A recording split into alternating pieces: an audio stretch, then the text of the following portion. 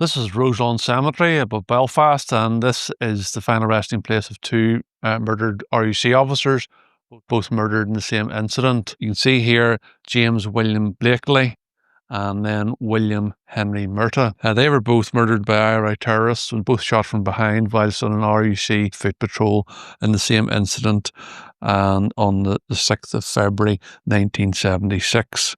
As you can see, they've both got a similar format on their headstones, so the RUC logo on the top of both, and it says, "And both killed in the execution of his duty." So you can see on the headstone then, looking at James William Blakely, he's commemorated as a sergeant with the RUC, died 6th February 1976, aged 42 years. He was registered living at 2 Glenwell Park in Belfast. It also is commemorated then as his darling son Elmer, who died 4th September 1978, in other words 2 years later, aged 19. He was living at Carolstein Avenue in Helms Bay, near where my parents live.